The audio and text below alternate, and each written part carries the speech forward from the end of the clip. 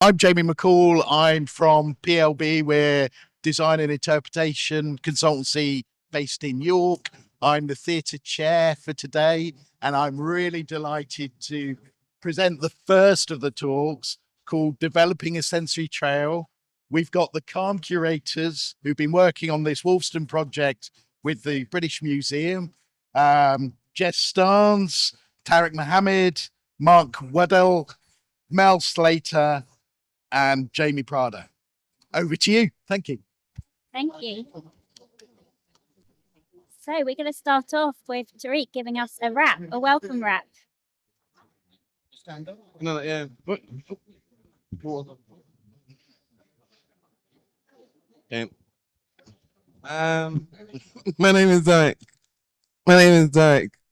My name is Derek. I help create the sensory trail. It is not half baked to miss the detail. Instead, we help people learn to be still and chill on this spinning planet. We are the calm creators. We are the calm creators. We are the calm creators. Thank you. Thank you, Tariq. So hello and thank you to coming to our talk on designing sensory trails. So I'm Jess and I'm the program manager for the Wolfson project. And we're missing two people from our team today. So we also have Zoe, who's been working with us, and also Julia Collar, who works for Collar and Cuffs, who design sensory trails and sensory experiences. Julia's kindly recorded some films of them speaking about designing sensory trails. So you'll be able to see that later on in the presentation while they introduce themselves. Okay, so I'm going to talk about what is the Wolfson Project. So the Wolfson Project is funded by the Lord Leonard and Lady Estelle Wolfson Foundation. And the project has 3 strands. So we have a family events program. So we run 3 out of hour events a year for families, 2 early morning and 1 in the evening. And if I go on to the next slide, you'll see some pictures here of our family events. So here we have a photo of families mummifying their own cuddly toys, printing their own money, and designing their own Islamic patterned plates. We usually have artists from Outside In, a charity for underserved artists, delivering the workshop as well as sensory storytelling. We also run 2 out-of-hour evening events for adults. And here we have some photos of some of our recent events. We have Adam Crown, who is an artist at Action Space, who delivered a drawing class. Pardeep Kabel, another Action Space live performance artist, who performed a disco celebrating life and death with a connection to the museum's Living and Dying Gallery. And we've had a sitar player and an event exploring why museums like to use jargon. We also run supported volunteering. So for the last 6 years at the British Museum, we've delivered supported volunteering, previously behind the scenes and now focusing on front of house volunteering. Volunteers volunteer with me for 3 months on our hands-on desks and support visitors by handling real museum objects and having conversations about those objects. So you might spot one of our supported volunteers up here on stage. Mel's one of our volunteers too. Okay, and then also the sensory trail, which is what you're here today to find out about. The sensory trail is not quite finished. It's not available on the website to the public as it hasn't been published on the museum's website, but everything's done. We're just waiting for it to go live. Then the public will be able to book out a sensory trail and go and explore the galleries. We also develop resources such as a sensory map, which helps visitors plan their visit to the museum. It shows you where the noisy spaces are, quiet spaces, busy spaces, smelly spaces, and the lighting in each gallery. We're currently recording a journey to the British Museum film, as well as documents and easy read, such as volunteer information. Okay, so we're now going to talk through the development of the sensory trail, which was created with Collar and Cuffs Co. and MenCap. So Mel, would you like to talk a bit about MenCap and who MenCap are? Hello? Yes. Hello, my name is Mel. I joined MenCap roughly around 2018. MenCap is basically a service for people with different disabilities. I have autism, so I have my own difficulties with certain things. And I got over there's Jonathan, if you don't see him in the man in the glasses there. Yes, he helps run MenCap. So if you've got some questions for him, you can ask him stuff. Basically, they provide different activities. I like to do art, for example. So they got a group that does art, and I do that with them. There's also a gardening group that I volunteered with, and well, I would have been doing that today, but I'm here now. And also, somebody from MenCap, another person called Jenny, gave me basically information about the museum and their project, and that's how I got involved with them, basically. So I've been volunteering ever since. Yes. Thank you. And if we go over to the next slide, we should hear a recording from Julia explaining what collar and cuffs co is. Hello, my name is Julia. I'm from Collar and Cuffs Co. I'm very sorry I can't be there today to meet with you. Collar and Cuffs Co is a sensory arts and heritage organisation. You'll find us working with museums, art galleries, theatres, libraries, festivals, schools, you name it, we'll go there. We develop sensory tours and trails, sometimes through co-production with our audiences, and sensory education resources, sensory theatre, and we deliver training and consultancy. We've been exceptionally lucky over the years to have been recognised for our work with a number of awards. Myself included, and anyone who I bring in to work with me as freelancers are all people who are neurodivergent, disabled, or sometimes both. And we use our lived experience, including as being parents of children with special educational needs, to develop and deliver our practice. We have an inclusive approach to the sensory. We recognise the sensory isn't just for people with disabilities, it is truly for everyone and allows us all to tap into our inner child and to play and connect and relate to each other as humans in a really concrete way. So you'll find us working with early years children who are just developing their sensory systems and learning how it all works and how to integrate them, all the way through the age range to adults who are living with dementia and their carers, where sensory systems are being destroyed and are in a state of flux. At the heart, though, is one of the most underserved and underrepresented audiences, and that is people with profound and multiple learning disabilities, PMLD. And our reason for centering this audience is not just because we really love working with them. It's because if we can make sensory interpretation relevant, meaningful and powerful and rich for that particular audience, we can make it so much easier then to involve people who have a wider range of other needs or no needs at all. Another underscore and core value for us is that our work should be about improving mental health and well-being and improving those moments of connection. So you'll find us interpreting emotions and mental health through our theatre work and making sure that we're putting in opportunities to regulate all the way through our sensory resources.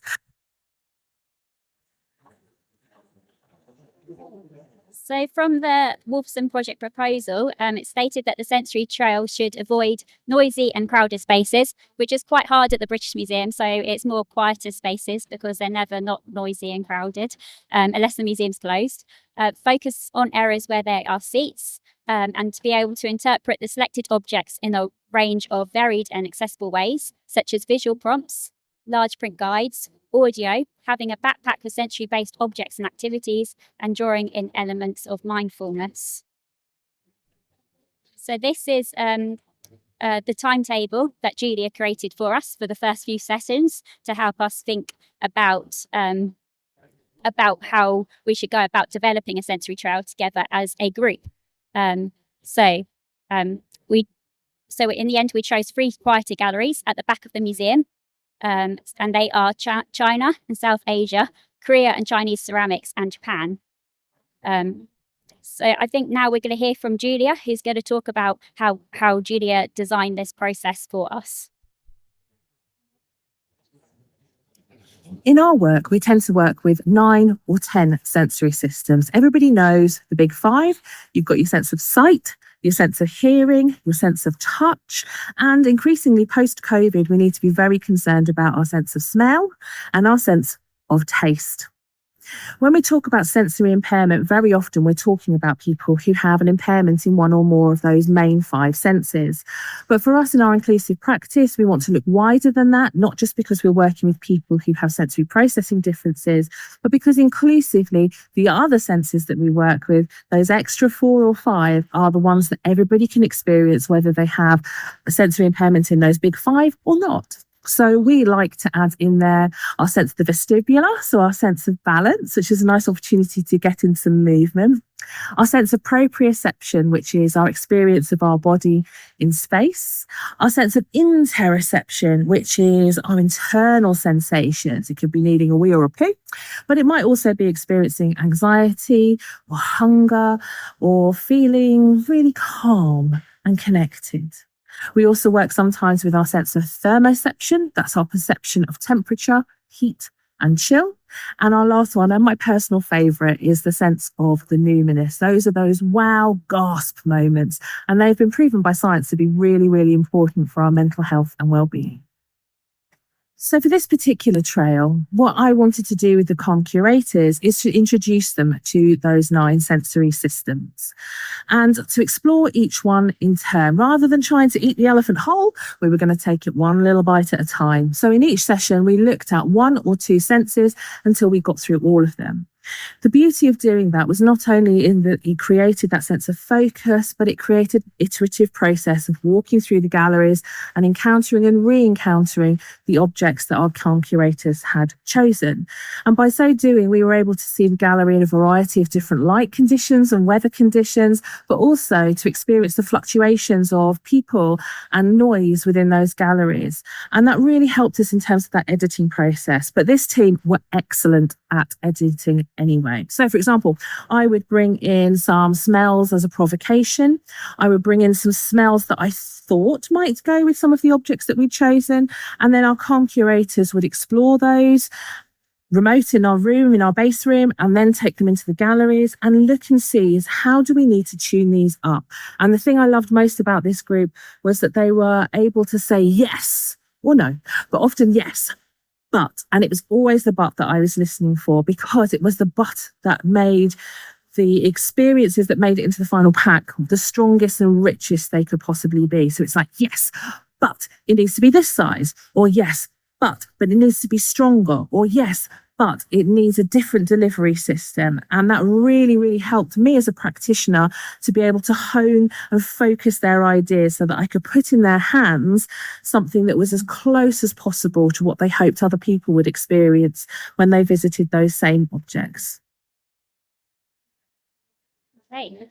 So this is my favourite photo of Tariq in the recording studio, recording some audio. So we wrote scripts as well as haikus for the 16 objects on the trail. We recorded the audio trail, so you will hear each one of our voices during the trail. And then we also made a pre-visit film to help visitors know what to expect when they come to the museum and the process of what they would need to do to know where the sensory trail bags are and where to find the galleries. So we're just going to watch our sensory trail film that we made. Hello and welcome to the Sensory Trail at the British Museum. This trail was created by the Curators, a team made up of members of the Royal Mencap Society's Islington Me Time Service, a London-based supported employment programme, and Collar and Cuffs Co., which designed sensory trails and tours. The Curators chose the objects in this trail, as well as the sensory objects relating to each of them.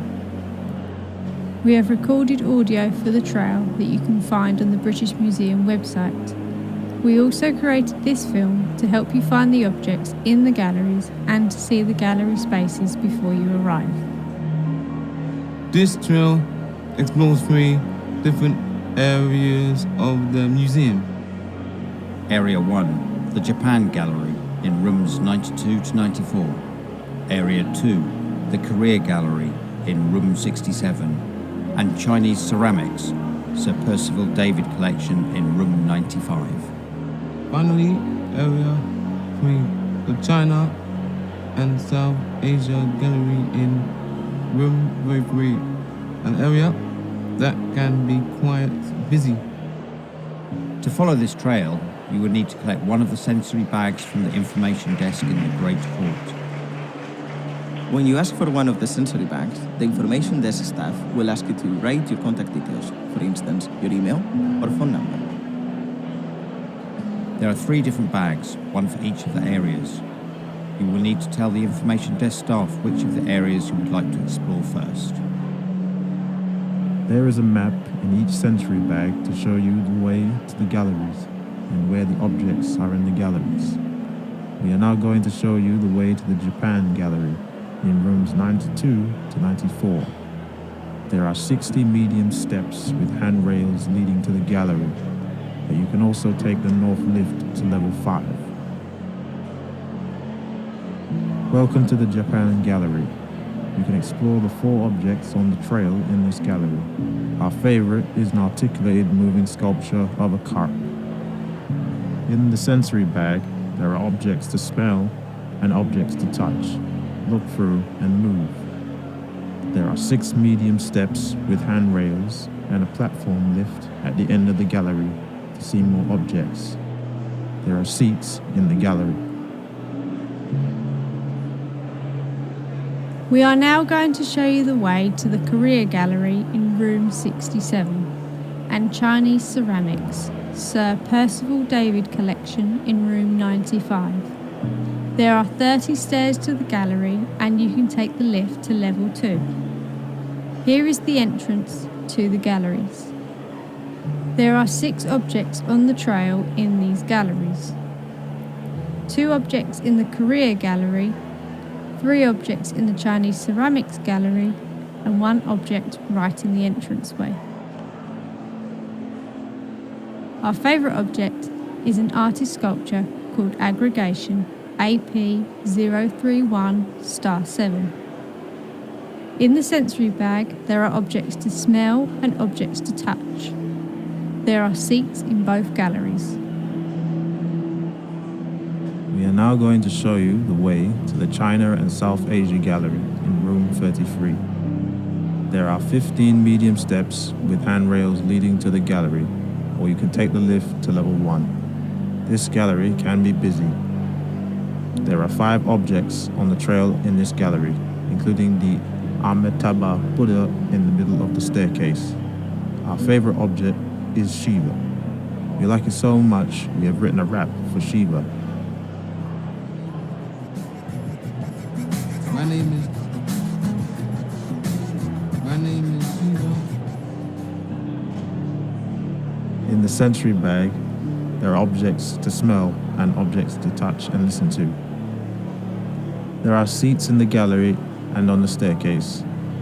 Thank you so much for taking part in this trail. Please put all the sensory objects back to how you found them in the bag for the next person to use. We hope you enjoy the sensory trail and your visit to the British Museum. You can find more information about accessibility at the British Museum on our website. This trail has been supported by the Lord Leonard and Lady Estelle Wolfson Foundation.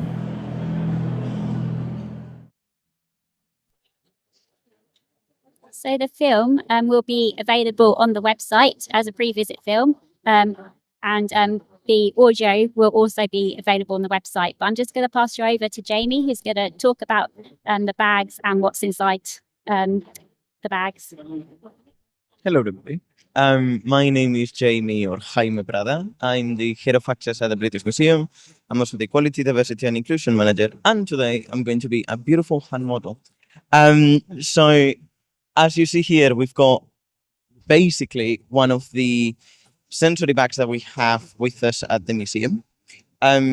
This is, as Jess has mentioned, not finished, and we do still have to get the branding on the bags. We also have to get everything sorted with the website team. But as of now, this is what it looks like, which is practically final, but obviously there are some details missing. So I'm going to walk you through some of the resources that we've created to go alongside the bags, which we'll give you a brief idea of what they are and also how people are going to engage with different resources that we have at the British Museum. So, first of all, the bags, they are on itself quite versatile. So obviously it took us a couple of months to decide on a design for the bag, and at this point, I think that we need a Toros membership. By this point, we purchased a couple of ideas.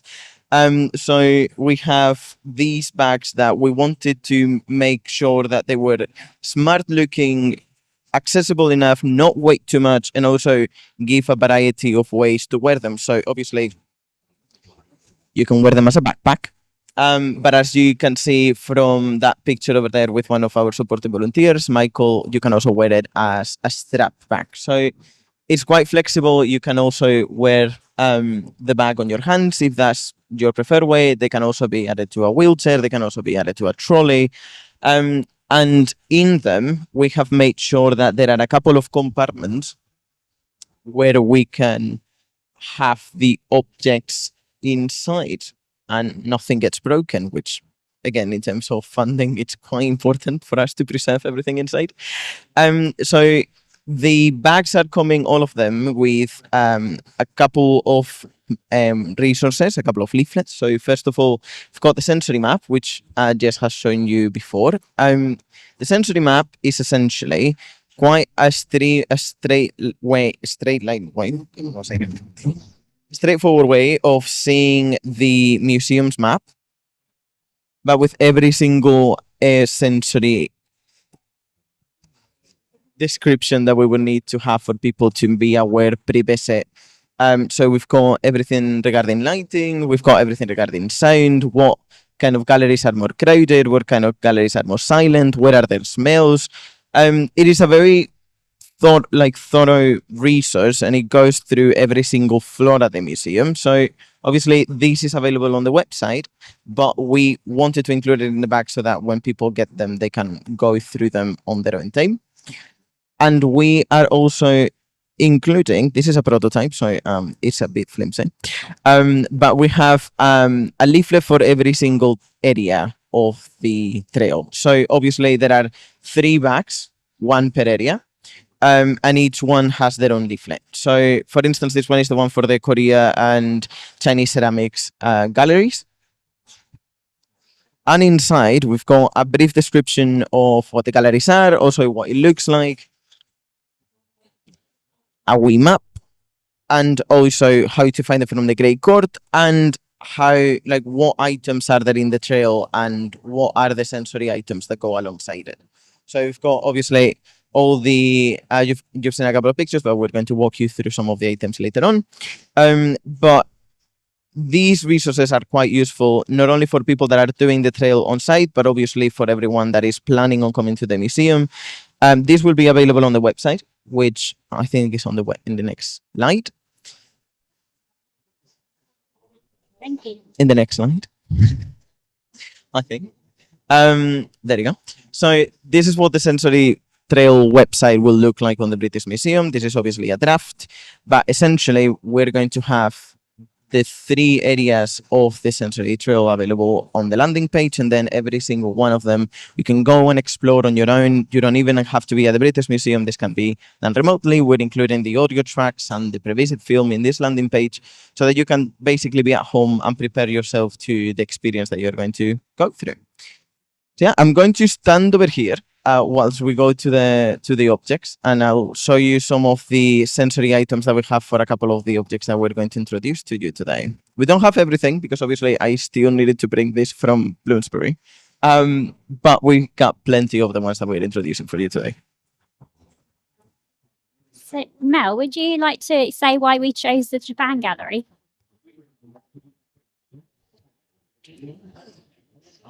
Yes, hello. So the first one we're talking about is the Japan Gallery.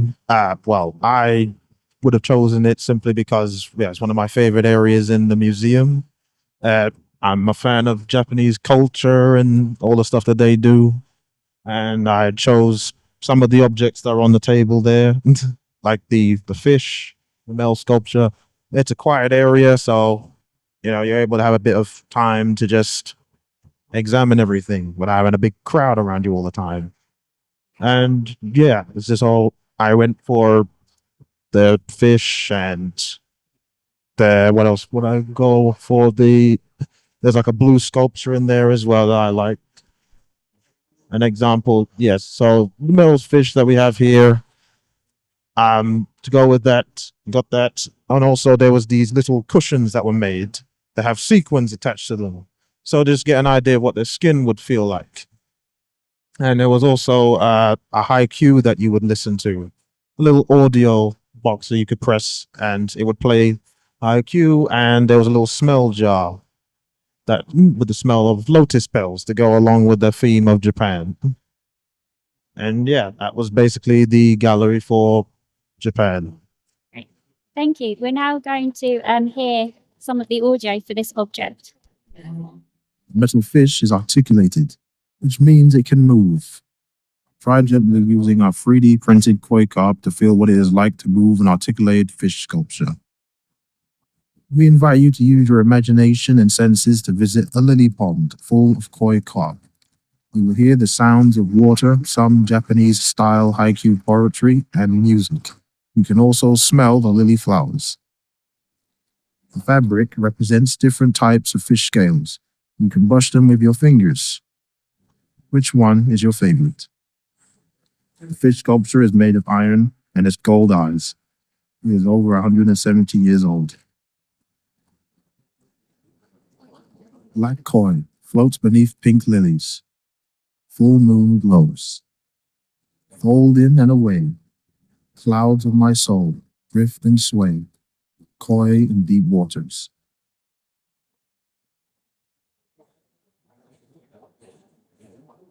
Okay, so we're just going to show you some of the other objects on the trail. I think we only have about 5 minutes left. So this is a kimono, and we have a ribbon that goes with the kimono, and we have 3 in the colours of Japan. So there's Jaime giving a demonstration. So that would, it's silk, so it would give the feeling of what the kimono might feel like, as well as it being sensory. And then we also have this blue sculpture here, with which we thought looked a bit like space. So we thought, what does space smell like? And we thought peppermint. So the smell pot is peppermint, and then you also have these glass beads that are similar to the sculpture. Then we also chose this bowl that has a pattern in it, and if you Jamie's also given a demonstration. If you look through the beehive viewer, you can see different patterns. And then we also chose Korea and Chinese ceramics. This is quite a gallery, but sometimes gets quite a few tour groups going through. Here we have the sculpture that you would have seen in the film, and you can build your own version of the sculpture using those blocks. And we also have the smells, because this sculpture is supposed to signify medicine, and so we have ingredients in the smell pots that are used in Korean medicine. Then, Mel chose this object because Mel loves art. We're running out of time, so I'm just going to wrap through these quite quickly. But you can use these light torches here and have a look at what's inside the sculpture, because this sculpture is made out of lots of different types of ceramics. So you can see rabbits, faces, arms. So there's all sorts going on in this sculpture that you can have a closer look at. And then we also have these we have these kimchi jars, and then they're quite big, as you can see from the picture, and they also look outside, so you can take a view of the landscape outside of the museum. And I'll briefly play the audio for this one. These giant jars were once used to make kimchi, which is a way of preserving vegetables. Kimchi has been made for over 3,000 years. Vegetables are mixed with large amounts of salt and spices and then buried in pots in the ground to ferment. The smell jars contain scents of garlic and ginger. Chili started to be added to kimchi only 400 years ago, as these peppers originally came from the Americas. We invite you to look carefully at the jars. Can you see scratches and signs of wear and tear? Then, perhaps, to let your gaze travel to the window and view outside. Can you see the trees? What is the weather like? Then we also chose these red ceramics, which again you can look at through using the finger torches and looking at the different reflections on the ceramics. And Julia did make a video about why we chose these, but I think because of time, we're just going to go through. Then we also chose these ceramics here. They're lavender glaze ceramics. So obviously lavender is known to be quite calming. So we have a smell pot of lavender. And for both the red and the lavender ceramics, we have shards of ceramics with the glaze on, so you can feel that. And then we also chose these blue ceramics. And play a bit of this audio so you can hear what these are all about. We invite you to smell the scent of oolong tea. Feel the cool, curved blue and white china bowl in your hands. Imagine how the objects in the case might feel similar or different in size and weight.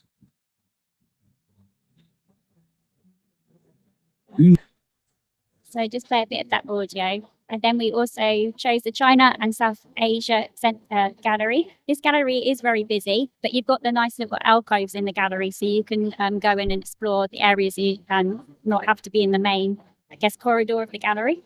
And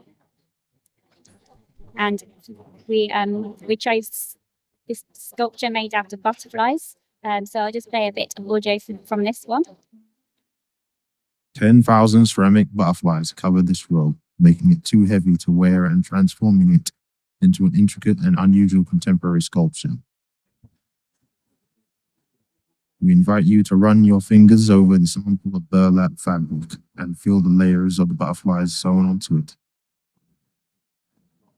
Male butterflies produce strong scents to attract females, and their scents can drift through the air for miles.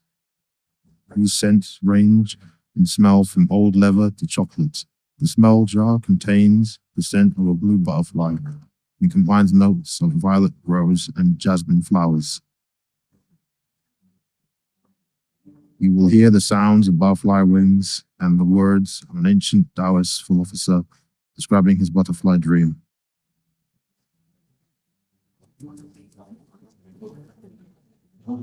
Once upon a time, I dreamt I was a butterfly, fluttering hither and thither, to all intents and purposes a butterfly. I was conscious only of my happiness as a butterfly. Soon I awakened, and there I was myself again. Now I do not know whether I was a man dreaming I was a butterfly, or whether I am now a butterfly dreaming I am a man.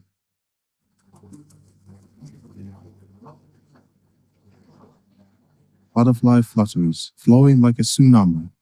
Can you feel it move? So the last couple of sentences there was a haiku that Zoe wrote for the trail. And now we're going to hear a special rap from Tariq here.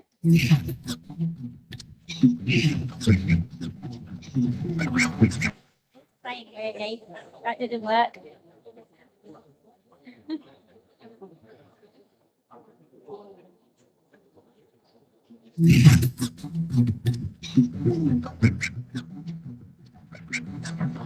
My name is my name is my name is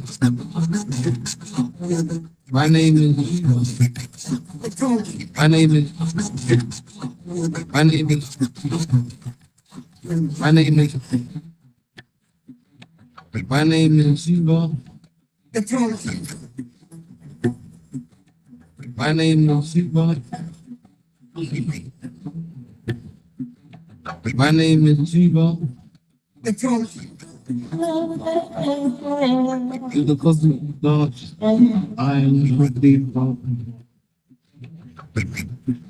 am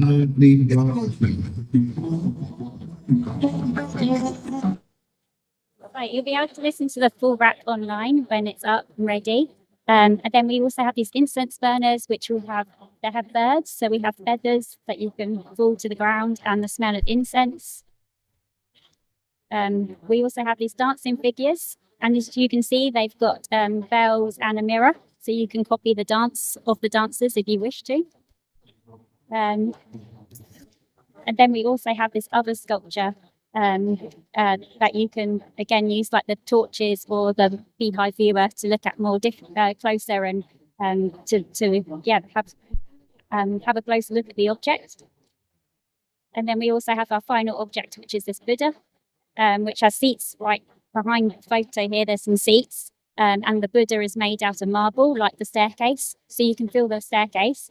But also, we have a singing bowl, which Jamie's demonstrating just over there.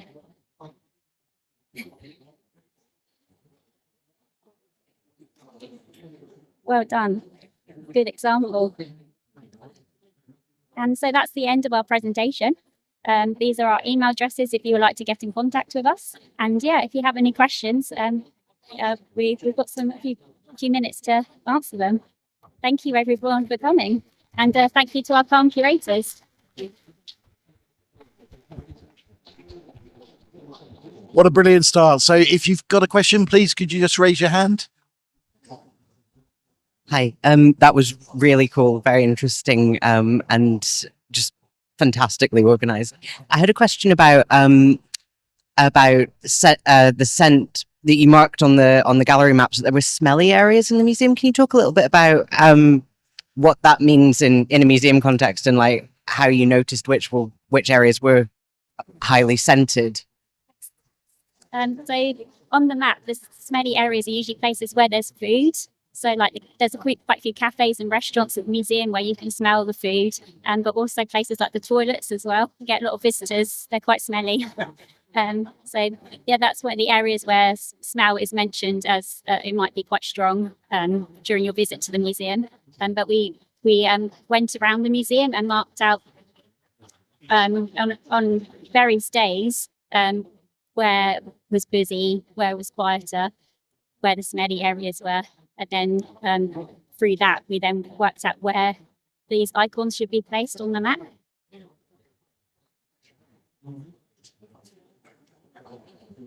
Hi, I was wondering with the directions of the steps in the video, were those in relation to the order that the video went through the gallery, or is that reset every time from the information desk? From the information desk. Perfect, because obviously in the video it just showed you going from gallery to gallery, so I just wanted to make sure that it was from because you said you could do it in any order, so thank you. Great. Thank you. That was fascinating. Did you consider putting any taste-related objects in the sensory pack? We did try to.